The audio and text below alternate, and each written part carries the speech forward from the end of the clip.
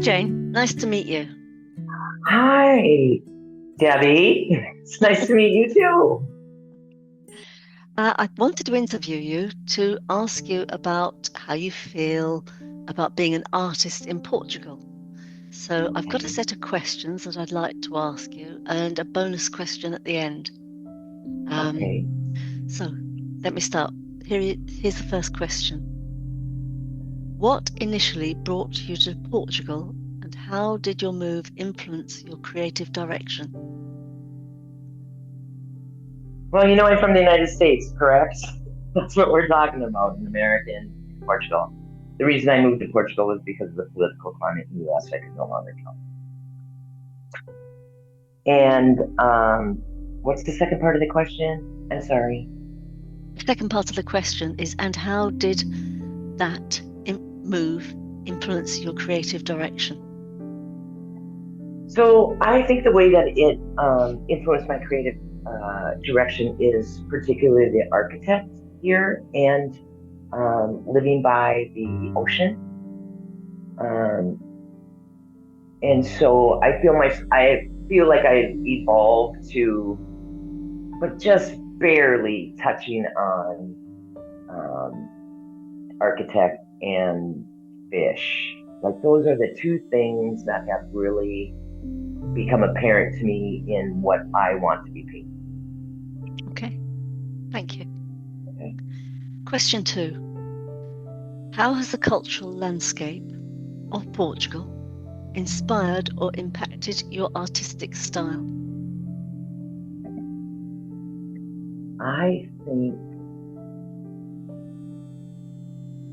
that the cultural landscape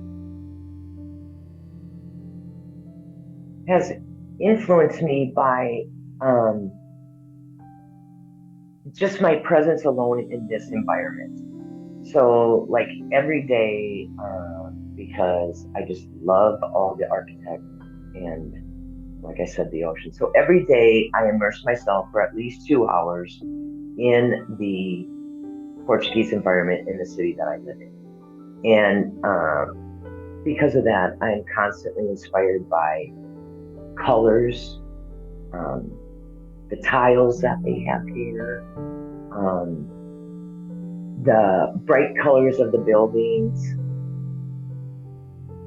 I think that landscape has inspired me a great deal. But I've just touched the surface on it. I've just touched the surface. Thank you. Just to ask you a question, whereabouts are you in Portugal? This is an aside question. Well, I'm in Setubal, which is about 30 miles, I think, southeast of Lisbon. Beautiful. And it's like a 20-minute train ride into Lisbon. Yeah. So I have the best of both worlds. You do. Seriously, I have the best of both worlds. Thank you. I'll go to question 3 now. In what ways do the Portuguese art scene and community differ from those in other countries where you've lived or worked? Well, the only country you have to compare it to is, of course, the U.S. And I'm a fairly new artist. I'm only 4 years in. I think the big difference here in Portugal that I see is that art is appreciated a great deal here. However, the major difference being in my pricings that I sell my paintings for. Portugal versus U.S. Portugal prices are much less. Mm-hmm.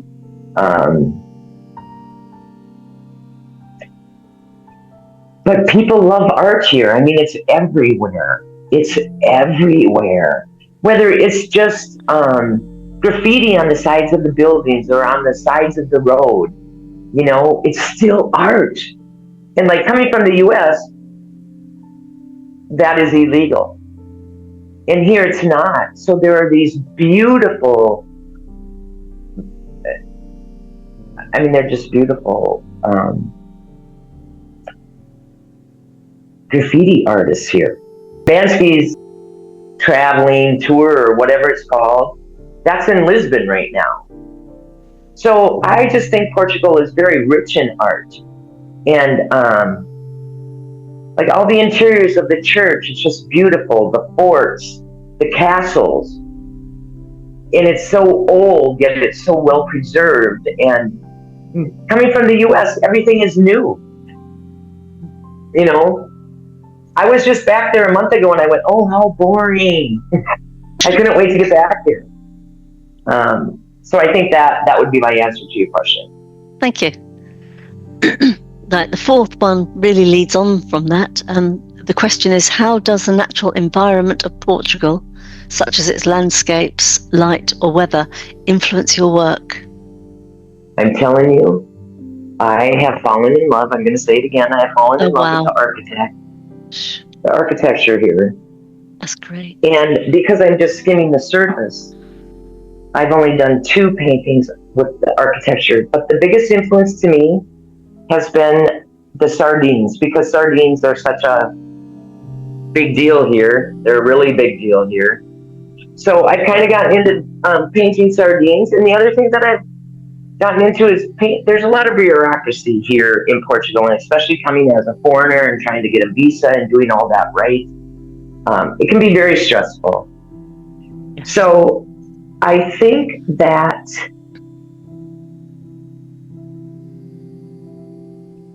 just being here, whatever is going on, whatever is important in my life, whether it's the bureaucracy or whether it's going for a walk down by the ocean, whatever, it just flows out of me. Whatever I'm immersed in, falls into me and comes out. Because never do I draw on a canvas before I begin to paint. Never do I know what's going to be, that painting is going to be, ever. So I just start with colors, and I do layers and layers, and it's the fish in the land in the architecture.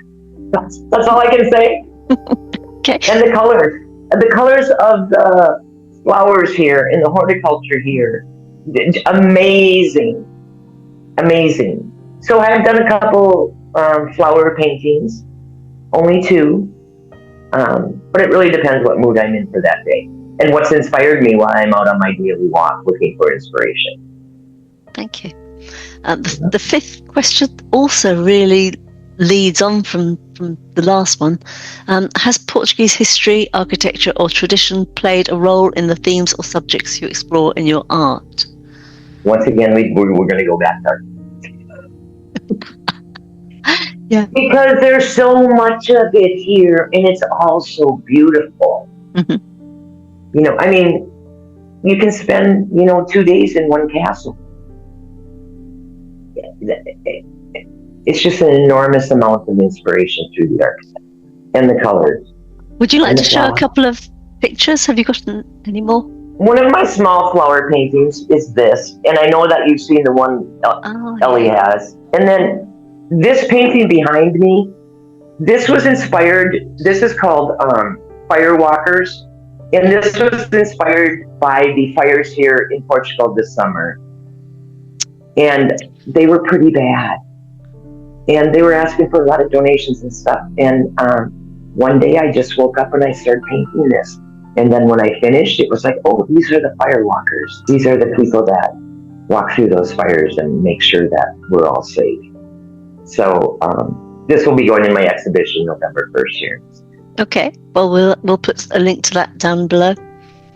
The next question is, what challenges have you faced as an English-speaking artist in Portugal, and how have these challenges shaped your creative process?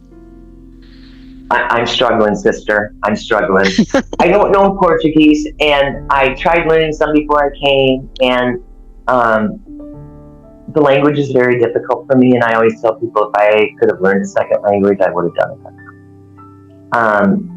So how that affects me is in terms of buying materials, like looking at labels and having to translate everything and seeing if it's the same ingredients they have in the products that I use in the United States. And there are some products here that I can't get, which is very disheartening. Now, I could get them in other EU countries like Spain, but they don't ship here. So I think the language barrier has been more about making sure I'm buying the correct products. However, there are a large percentage, a great percentage of people that speak English here. So that I'm very grateful for. Like the art stores I use, they have at least one employee that speaks English. So that's helpful. And the other challenges I have, coming to a new country, not knowing the language, not knowing anyone. I just moved here because of the political atmosphere in the U.S. It was like I had to get out. So I moved here not knowing anyone. Never had been to Portugal. Wow. And not knowing the language. I've shed a few tears. I've shed a few tears while I've been here. It's been hard. But I think the thing that has made it possible for me to continue living here and not going back to the U.S. is that my closest friends are Portuguese. And that I am very fortunate because they help me understand the culture. They help me understand the language. Simple things like being able to read a product label for me. So, I mean, they have large Chinese stores here. And the Chinese stores sell everything, including art materials, canvas. But what I find is the products here are not as high quality as they are in the States. And if I could order those things in, I would. And being carless, because I walk everywhere, to go like to Lisbon and buy canvases is So I continue to work with the ones that I find in the Chinese stores, which if I find the correct, if I find the correct ones, I will buy a bunch of them at once. Yeah. So I think does that answer your question, Debbie? Yeah, perfectly. All right, great. And you mentioned that you've got Portuguese friends. So, of course, my next question, question 7, is have you collaborated with local Portuguese artists or artisans? And if so, how has that experience enriched your work? I've only lived here in Setubal for 9 months. Prior to that, I was in the Algarve. There really isn't a lot going on artistically that I found where I lived in the Algarve. So I do know one artist here that I would like to start taking painting classes from, but I haven't collaborated with anyone just because I haven't been here long enough. Like I'm still finding studios, I'm still finding galleries that will hang my things. So I feel like I've just barely scratched the surface in being a resident here in Portugal. Question 8 is, how has the audience perception in Portugal differed from other places where you've exhibited or performed? I think that because art is so individual, I find that wherever I go, people like my art.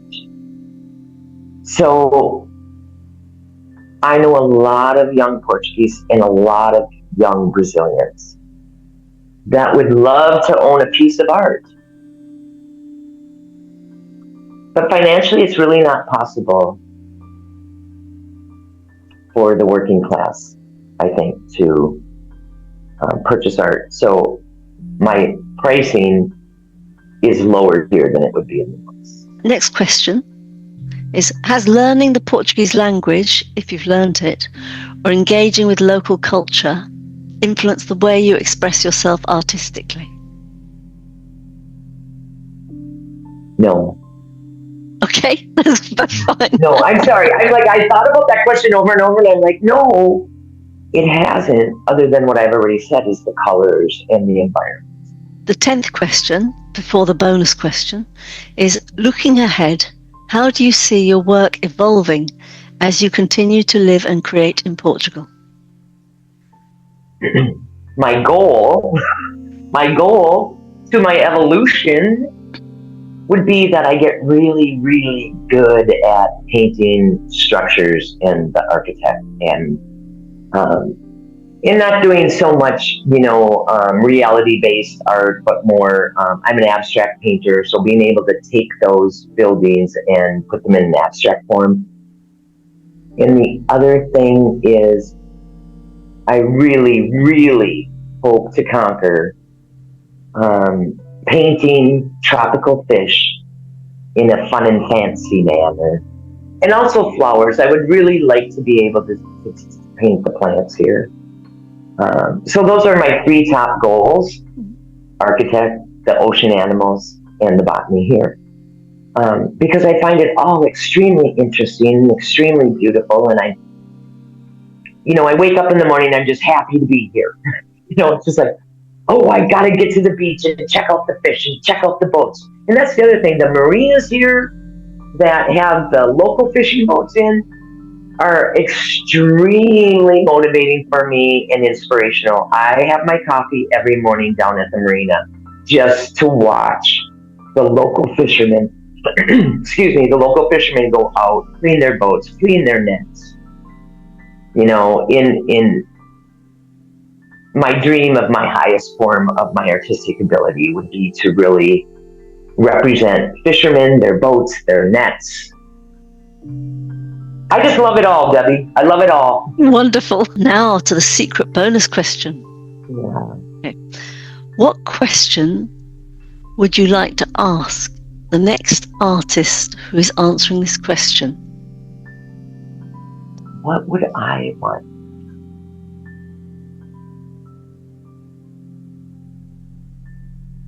Well, if it was a specific artist that lives here in Portugal, what I would like to ask them is what kind of luck that they have had in selling their paintings, and the pricing that they're doing here in Europe versus the US. And given the fact that supplies and brushes and canvas are all cheaper here. So that would be my question, I think, to the next artist is how they put a fair market value on their paintings that allows the local Portuguese and the Brazilians and all the other cultures that live here, how to make it affordable for them so they don't have to wait till they're 45 or 50 to buy their first piece of art. And I think I know some of the answers, but not all the answers to that question. But that is something that I would ask another artist is, how do you price them out so that it's affordable, but you're not devaluing your work? Yes, I get that. Thank you very much, Jane. If anybody wants the link, it's below, and there'll be a little bio about Jane and her art, and probably a few pictures of her art below. Thank you.